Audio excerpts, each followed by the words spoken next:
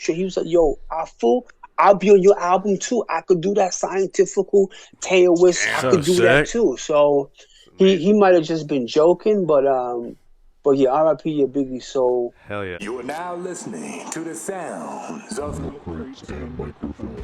This is Afu-Ra, a fucking it up. hip hop legend. Hey, thank That's you so right. much What's for up? What's joining up? us. What's up? up, bro? Alpha Rise in the house. Big up. Bro, what? Influential scientifical power. Yeah, thank you very much for having me. One of the most one of the most significant, just a debut album or a debut song to drop, "Whirlwind Thru Cities." To this day, I play that song. And it reminds, yeah, it's a spaceship song. It's one of those ones that take you you travel through time when you listen to that song. Tell us about making that song and And creation how did you do it? How'd you of do going it? through that. The beat was chosen for me by DJ Premier. At that time, this was like late '90s. Up and coming producer by the name of Joe Roach approached DJ Premier. We were like approaching, like me signing an album deal with D&D Records at that time. So he heard the beat. He was like, "Yo, this will be perfect for Afu." I got the beat, and yeah, I just sat down once I got it the same day, wrote the rhyme, maybe a couple of hours, and interesting enough, I wrote the rhyme, and maybe a couple of weeks later, before I got a chance to record it, I got hit by a car in Brooklyn, and my head was completely. I didn't know who I was. I didn't know anything except. I had really like a serious head trauma, a really bad concussion. So I didn't actually record the song for like another couple of months. Wow. How old were you at that time? Yeah, how old were you at that time? I was. That was 1999. I'm 49 now, so I was around 19ish, 20ish. Wow. So, obviously you signed a lot of people. Go ahead. Yeah. Sorry, bro. Again? I was gonna say A lot. Go ahead. A lot of people, they don't know that story, so it's a first. So There we go. Wow. it's a miracle. It's a miracle that I'm here because I hit my head on the car. I was riding a bike in the car. I don't know. People told me that they ran a red light or took the light early, and several weeks, months, maybe like a couple of months later, I started to come to, and at that time, my first wife was like, "Yeah, you're a rapper, and Damn. you're gonna sign a record deal. You're gonna sign a record deal with D&D Records." And I was like, "Yeah, what?" And How long were you in the coma for? How long were you in this coma for? I was never really in a coma. I was just like Yeah. dumbfounded, like in boxing when guys get hit in the head and the referee is like, You're a punch you know drunk. where you are. Yeah, you're a punch drunk. Yeah, Yeah. yeah, it's really real. But yeah, I had the rhyme in a book. I just studied it a little bit once I connected back with the studio and the label. And yeah, it just all came back to me, and I went in and recorded it. So that's the story of Whirlwind Thru Cities. That's an amazing story. That is man. an amazing story. And before that, you were already No doubt, known man. for being on mental stamina already. So you already had people knowing who you were being on mental Yeah, stamina. Jeru The Damaja's album, his debut right. album, right? And then when you did physical stamina afterwards, where you already went through the car accident, that physical stamina was after the car accident, or That was prior. That was prior? That was prior. 94, Just making sure. 95, right? Yeah, exactly. The car accident was maybe a couple years, maybe like a year or two after Jeru dropped the second album, After the Math. You give motherfuckers something to build on. They hear you're hurt. They hear you're coming out. This motherfucker's like Tyson coming back for his second win. Hell yeah. They knew I love exactly it. what they're waiting for. You know, you got something for people to wait on. I like that. No doubt. So thank you for asking. And that song Whirlwind Thru Cities, the style of beat and it's like very simple, but it's got all those elements. It's truly a work of art when I listen to it, and I still try to use that energy on my current song. Sometimes they don't sound like that, but I'm still tapping into that type of the creative zone I was in when I wrote that song. That's the first song I ever wrote, like a full song. So before that, I just had a couple of raps and a couple of rhymes. I never really had a lot of rhymes, even till this day now. So I used to just play around, freestyle a little bit, kind of nonchalant. And then when Jeru got his album deal, he was like, "Yo, you're gonna be on my album. You're gonna be the only feature on my album." Damn. I was like, I was like, at first it didn't really hit me, but later on, I see the significance, and props to Jeru The Damaja for giving me that platform and shining that light on me. You know what's crazy is that you didn't come to. I didn't look for you. You came to me.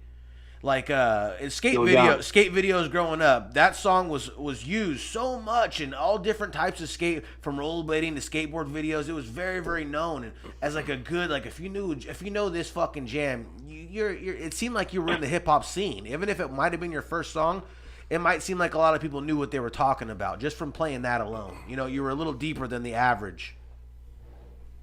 So that, yeah, much respect for that. Much respect. You know, I try to stay humble with the craft, and you know, I'm not too boisterous, but I kind of was with the crowd of MCs who were trying to usher in a certain level of knowledge, understanding, some level of deepness in terms of culture. Not that I'm so super cultural of a rapper, but just the synchronicity of being informative, a little bit maybe inspirational. Yeah, so big up to all the MCs and the artists who helped usher that the refined speech of hip hop, but still keeping it street conscious. Yeah, I want to talk a little bit about. Obviously, you were very young when you signed that first deal, and after the ordeal and everything getting hit and coming back from that, what was it like being so young and having a deal and kind of ushering in this new sound? Was it tough to deal with all that coming in at one time at a young age, or were you kind of equipped to handle that? Because a lot of kids aren't at that age equipped to handle that much pressure. I mean, now that it's, you know, it's over 20 years later, actually I was in the euphoria of being a signed artist. Yeah. I was riding that cloud of, like, you know, being with Jeru, DJ Premier, Guru, MD&D Studio. Fat Joe was there, Jay-Z, Mobb Deep, Onyx, so Boot Camp Clip. So I was in the euphoria of being an artist. Plus Jeru had the Kung Fu video. We was in Hong Kong doing the Kung Fu, so I was doing shows. Actually, it came to me, even the hip hop, just being an artist, like Afu-Ra, like in the scene. You know, Jeru gave me that. You know, Jeru at that time was like my Morpheus. I was like Neo, he was like Morpheus. Yeah. Cause I was super nonchalant. Jeru was the one like, yo, Afu, I'ma be a big star. Watch, I'ma be on MTV and and watch. Before he met Guru and started working with Premier, that's what we used to be building on. He used to be coming to my house. I wrote this rhyme called, he had this rhyme called The Candy Shop or The Magic Shop or whatever. So I was always nonchalant about it. It just so happened the dots connected, the synchronicity. You know, the universe is about synchronicity, and we was in that flow, and things started happening real quick once Jeru met Guru and was introduced to Premier. And kind of Jeru was the one, like, once he met Premier, and Premier was talking about, yeah, I'm going to do your album, we're going to get you a deal. And Jeru was like, wait till you hear Afu-Ra. And I'm like, what the hell are you talking about? There you Wait till you go. hear Afu-Ra. There you go. Build them up. He like, wait. I was just thinking that in my. He was like, yo, wait till you hear Afu. Wait till you hear Afu. And I just kept quiet. I never freestyled for Primo or none of that. So fast forward again. So when the deal came, since I've always been like a nonchalant kind of person, I never try to. At that time, I never really was taking things super serious. Maybe I should have. When I look back, I should have been more on point with my business. I seem to have more of a more business savvy, or I didn't even know to even. I knew like the basics of the music business, but I didn't know the deeper kind of the ins and the outs, like the way to be shrewd, but still in the best interest of myself, and really seeing my value and being able to leverage my deal. I could have. But I didn't see Guru, Premier, my legacy with Jeru. I didn't see that I had the leverage to actually structure my deal to be a winner. Yeah, I worked with the label. They got me out there. They did kind of a good job of promotion-wise. It did birth my career, but in terms of the intricacies of the business and my well-being, I should have been more like Puffy. I should have been more like the what's his name? Cash Money and him. I should have been more like that. And so it was cool. I wasn't stressed because I was a nonchalant kind of person. I took everything one step at a time, even the beats, the rhymes, the albums. It was always like one step at a time and never really like overthinking things, but the business aspect of the music business. So any artist out there or anybody that's going into business and you're going to be dealing with contracts, before the time comes where a contract is even issued to you, sit down with professional minds and discover what questions you should be asking. And it was my ignorance.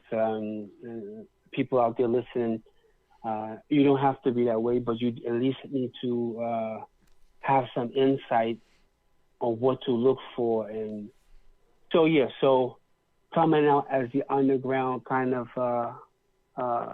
member of GANGSTARR Foundation, the whole business aspect of music, we was like the Brooklyn East Coast.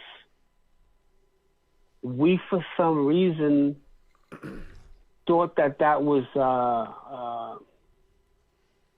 we was on some fruits and berries shit. Like, we didn't have our mind on the business. So when I look at those artists, like maybe when Biggie came out, right after me, right around the time with Jeru, when I look at Puffy, Master P, Cash Money as Birdman with Lil Wayne and family, and all that Dirty South movement that happened right after like the early 2000s.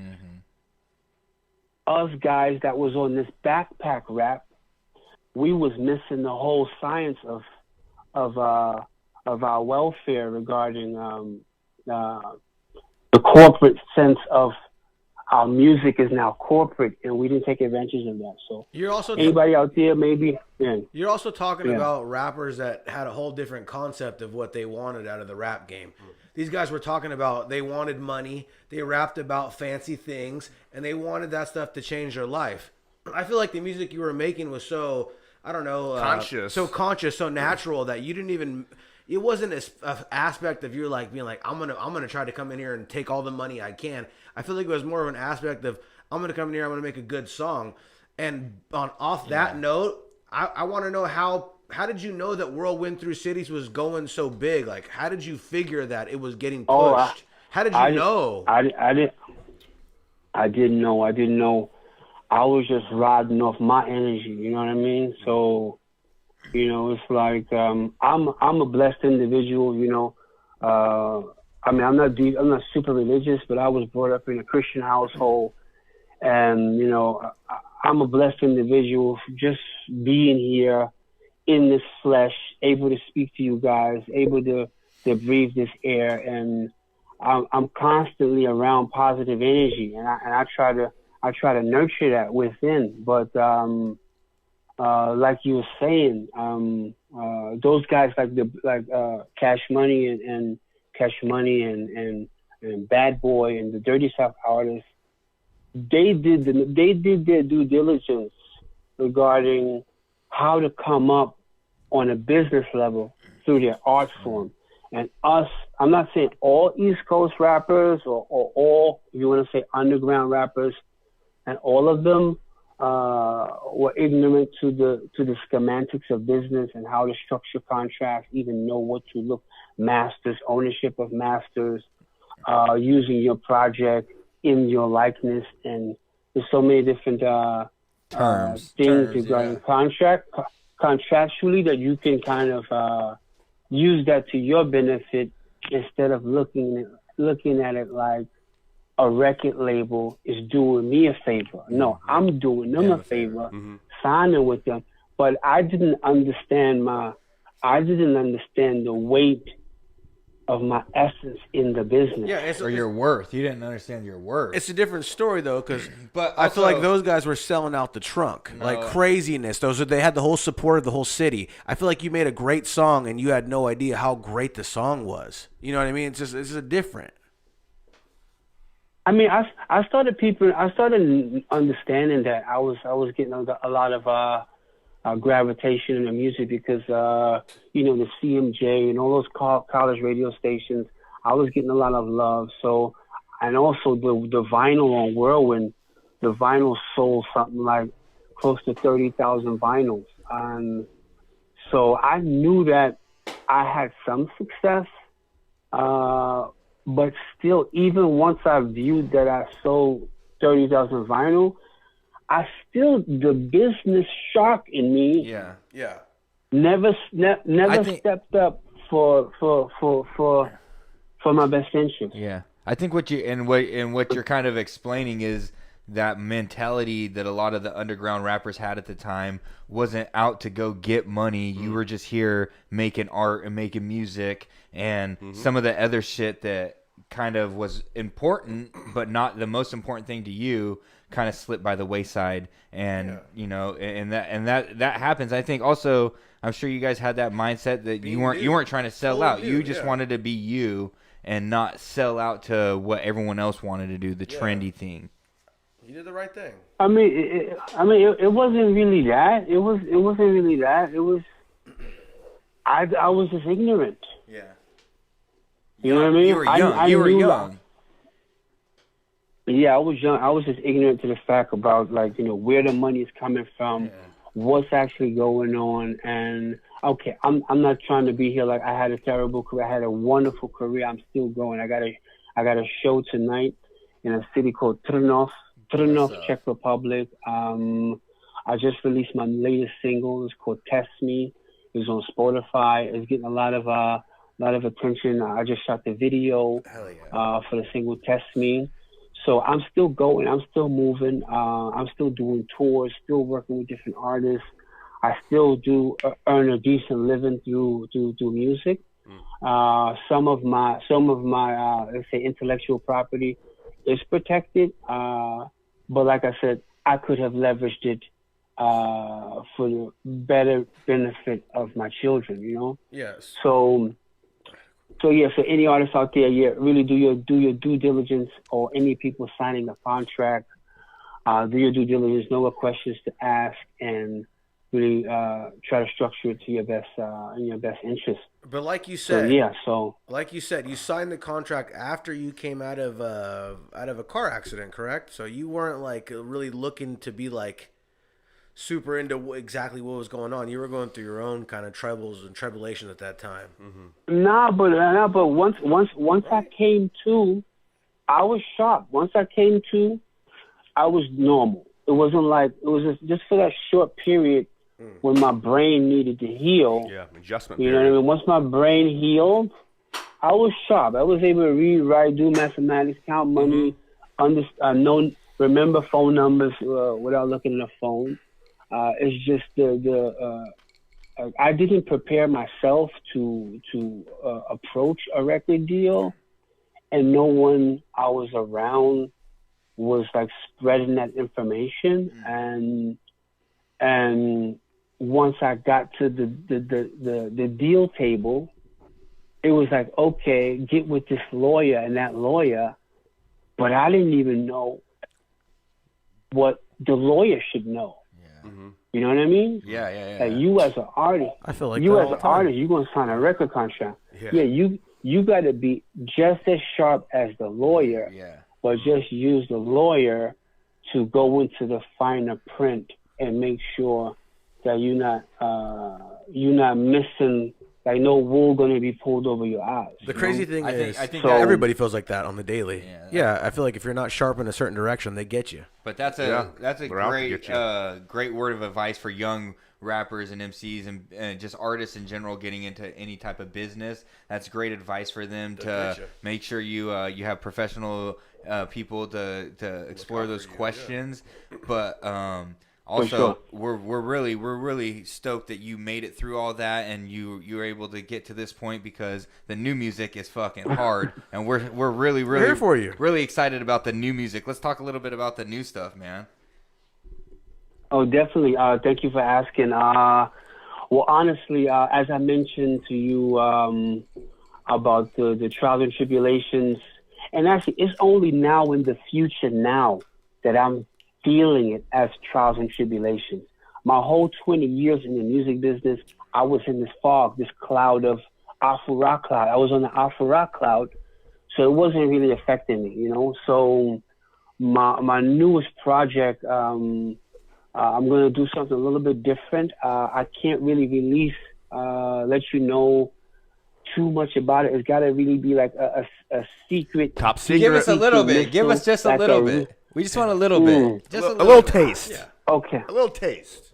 Okay. A little taste. Okay, so a little taste. Well, I'm definitely going to bring you back to the beginning of the original Afu-Ra element that most of the people out here, most of my supporters, came in contact with me. Those first tracks, I'm definitely going to go back to the late 90s in terms of beats, the rhymes, the zone, esoteric, the kung fu, spiritual, lyricism, battle rapping a little bit. So that's going to be what you know, appreciated, and hopefully you can enjoy it and feel it again. So, but this time I don't think I'm going to release an album like back in the days, because I think strategically it might be in my best interest to just put songs out, but still package it where there will be a body of music, but do it in a way where it can really be digested by the market, by even myself. You know how it is to release one song, how difficult it is to spread it, to get the vibe across, that the people can know it, to have the right people push it, or to pay money behind the promotion. So a whole album, I'm not working with a budget to really slam the promotion on a worldwide platform. So it's gonna be a project form, but I'm gonna spoon feed song by song, at least the major singles on the album, and then at some point release the full project. So I'm looking to finish the project up in the area of early to mid fall.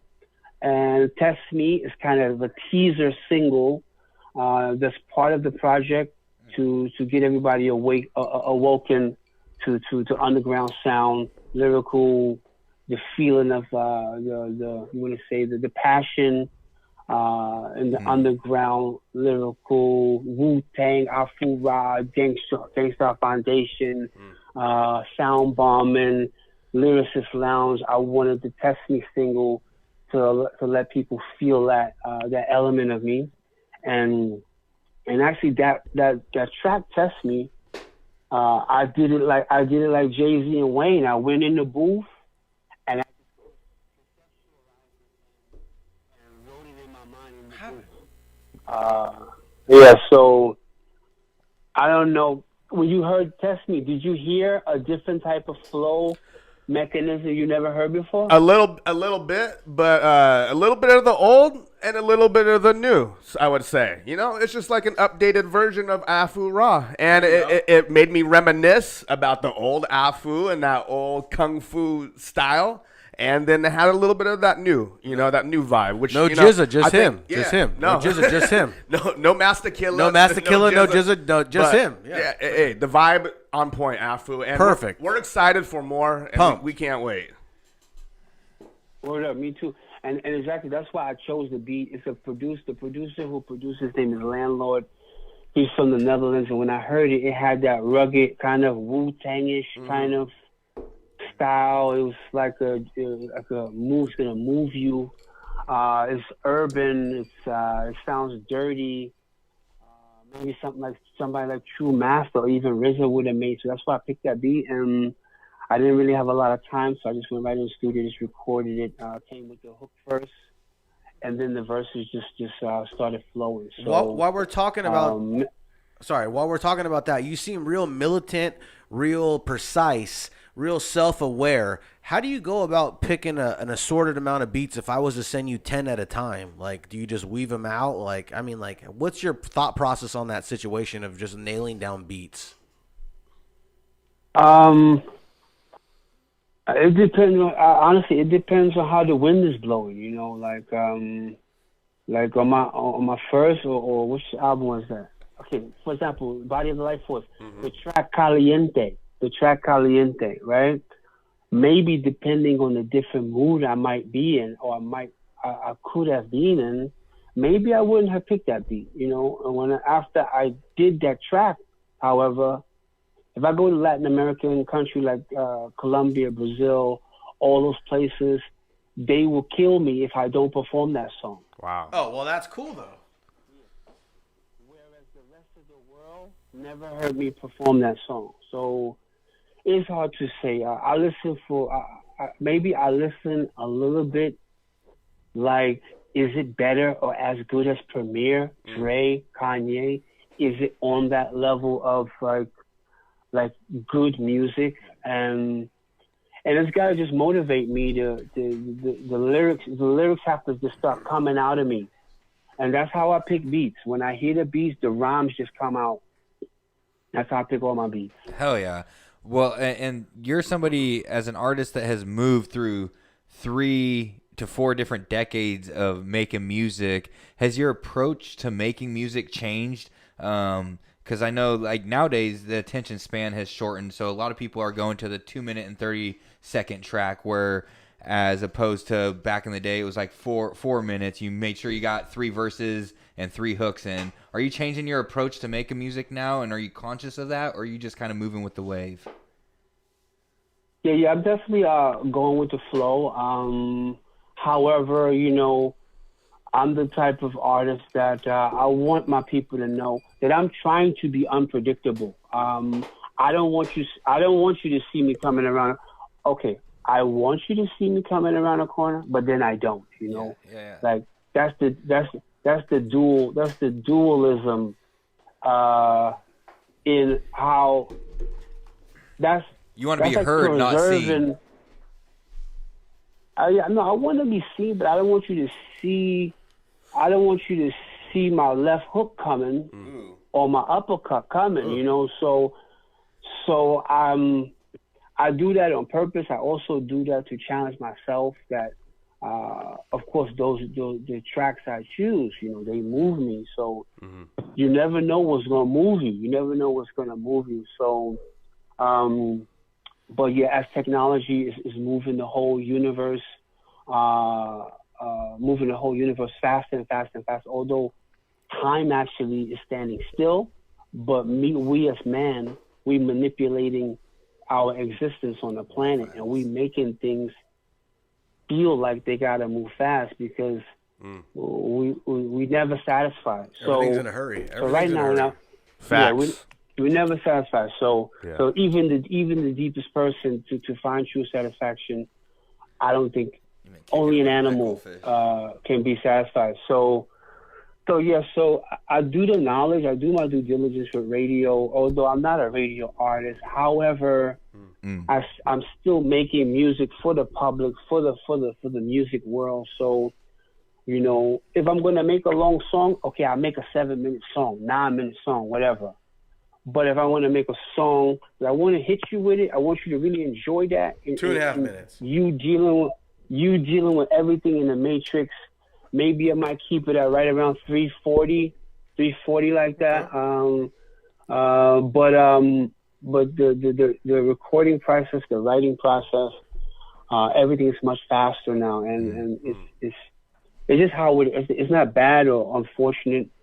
A lot of times, like I don't have time to sit down. Like on the first album, I sat with, you know, the Mortal Kombat. I sat with the beat for 3 days. Like, okay, I'm gonna do da. Me and Masta Killa was in my house. He came over for 3 days and we wrote the rhyme. You know, I don't have that time like that. So I got a family. I'm also an educator. I'm an educator out here in the Czech Republic. Oh, nice. Thank you for that. So I got like a 40 to 45 hour, let's say, teaching schedule. Plus, I'm trying to find shows, deal with my family, take care of them. I'm at home. So I get the beat and go. Is it crazy that you're kind of living in the future? To us right now, you're living tomorrow. Like, real talk, we're only at fucking 9:36 on a fucking Friday night. You live in Saturday morning already.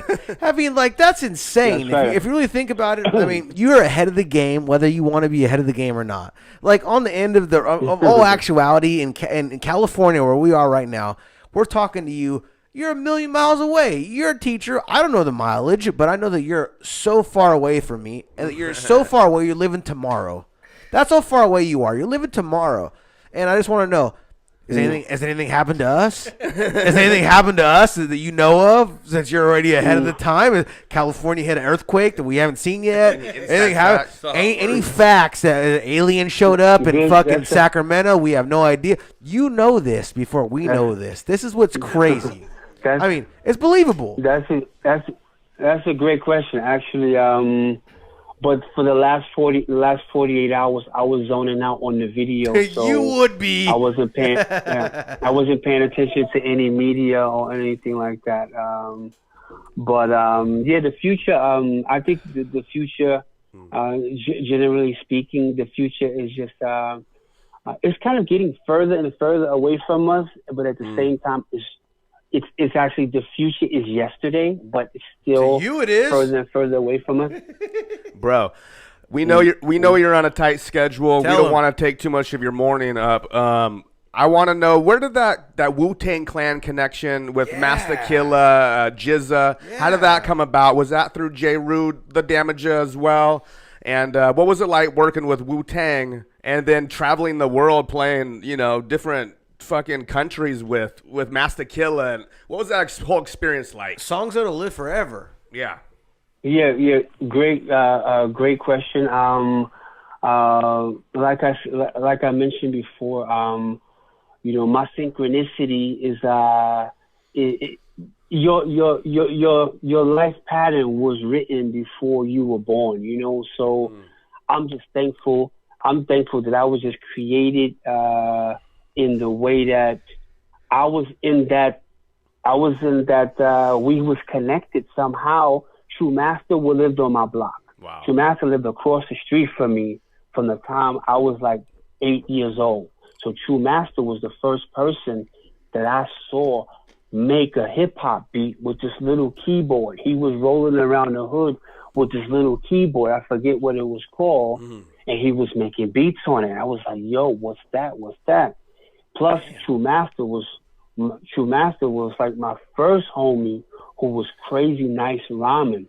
He was as ill as Rakim. I'm telling you, with True Masta, before he became a producer, he was spitting. He had the knowledge, wisdom, understanding, lyrics, like all of that Wu-Tang knowledge, wisdom, understanding. Even Rakim, the wisdom in the God, True Masta, know the 5% mathematics. He know himself. No nonsense. He's God body. So he was like my first older brother, but he was my peer, who was crazy nice. I'm talking about rapping the universe inside out, forwards and backwards and forwards, rhyming. Wow. So when they said RZA was the Abbott, True Masta was kind of my Abbott when I was a young fellow. So just so happened that True Masta was doing his thing, and he was over there in Staten Island. He knew GZA when GZA was coming up in Bed-Stuy. So somehow when I graduated high school, True Masta was doing his thing. He was like, yo, I'm going to bring my brothers from Staten Island out here. They crazy nice and rhyming. So that's right when True Masta, I'm not saying that he showed RZA whatever, but right at that time of producing with the simplest keyboard, so that's how my connection with Wu-Tang. I knew Wu-Tang before there was Wu-Tang. Yeah. Me and Jeru, once Jeru got his album deal, we moved over there to Claremont Street. It was like 3 blocks away. Every time we got off the train, Clinton and Washington, Biggie would be out there in the corner. Yo, Jeru, yo, put me on your album. Put me on your album. Then he'd be like, yo, Afu, put me on your album too. I could do that influential. I could do that scientifical shit too. Damn.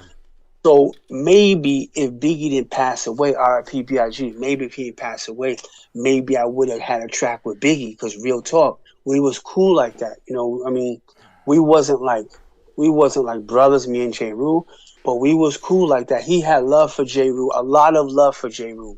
And I was Jeru man. So I was like Jeru, Little C's, and Little C's was Little C's. Little C's is his boy. So, So probably Biggie saw that Little C's in me, how I was with Ru, but for sure he was like, yo, I'll be on your album too. I could do that scientifical tailwhist. I could do that too. So he might have just been joking, but yeah, R.I.P. your Biggie soul. Hell yeah.